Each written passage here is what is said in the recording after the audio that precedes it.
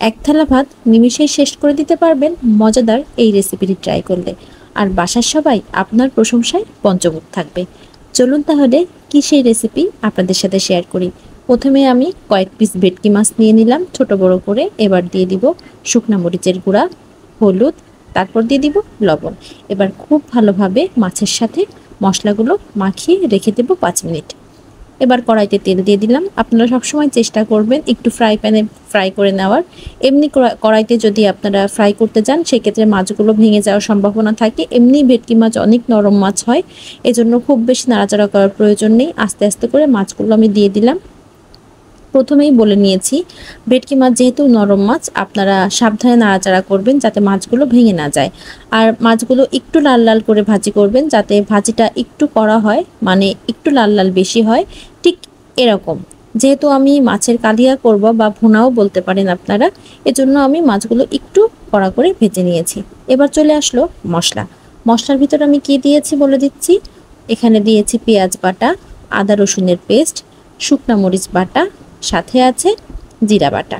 মশলাগুলো খুব ভালোভাবে আমি দিয়ে দিয়েছি। আর সবসময় একটা জিনিস খেয়াল রাখবেন, এটা টিপস তো বলতে পারেন, যদি কখনো মশলা জাতীয় কোনো জিনিস ভাজি করেন বা ভুনা করেন বা যেটাই হোক না কেন, তেল কখনোই অতিরিক্ত গরম করবেন না। অতিরিক্ত গরম করলে কি হবে, তেল সবসময় ছিটে চলে আসে, সাথে সাথে তেলটা আপনার গায়ে চলে আসতে পারে, আপনার হাতে চলে আসতে পারে। সেক্ষেত্রে হাত এবং গা পুড়ে যাওয়ার সম্ভাবনা থাকে। এখানে আমি গোটা গরম মশলা দিয়েছি দুইটা, একটা এলাচ দিলাম আর দুইটা দারুচিনি দিয়েছি। এবার মশলাগুলো ভুনে নিব খুব ভালোভাবে। এবার চলে যাবে হলুদ গুঁড়া,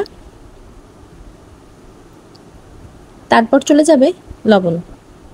এবার মশলাগুলো খুব ভালোভাবে একটু তেলের সাথে ভাজি করে নিব। আপনারা অনেকেই বলেছেন, আমাকে কমেন্ট করেছেন কিভাবে বুঝবেন মশলা খুব ভালোভাবে কষানো হয়ে গেছে। এই যে দেখুন, মশলাটা যখন কষানো হয়ে যায় তখন তেলটা কিন্তু উপরের দিকে চলে আসে। আর সামান্য একটু পানি দিয়ে যখন কষানো হয় তাহলে পুরো মশলার তেলটাই উপরে চলে আসে আর ঘ্রাণও বেরিয়ে যায়। এবার ঝোলের জন্য আমি পানি দিয়ে দিলাম। ঝোলের পানিটা মিডিয়াম পর্যায়ে দিবেন, যেহেতু মাছ আমরা আগে থেকেই ভাজি করে নিয়েছি, খুব বেশি ঝোলের প্রয়োজন হয় না। যখনই উতলে আসবে, ঠিক এরকম পর্যায়ে চলে আসবে, তখন আপনারা দেখেই বুঝতে পারবেন এখনই হচ্ছে মাছ দেওয়ার উত্তম সময়। মাছগুলো আমি দিয়ে দিলাম, দিয়ে একটু নাড়াচাড়া করে মাছগুলো একটু ডুবিয়ে দিব পানির সাথে, যাতে ভালোভাবে জাল হয়। এবার আর কোনো কাজ নেই, ঢেকে দিলাম। ঝোল কমিয়ে আসলে নামিয়ে ফেললেই হয়ে যাবে মজাদার ভেটকি মাছের কালিয়া। দেখতে যেমন সুন্দর, খেতে হবে দুর্দান্ত। ভিডিওটি ভালো লাগলে অবশ্যই আমাদের পাশে থাকবেন। ইউটিউব থেকে দেখলে সাবস্ক্রাইব করে দিবেন, ফেসবুক থেকে দেখলে লাইক করে দিবেন।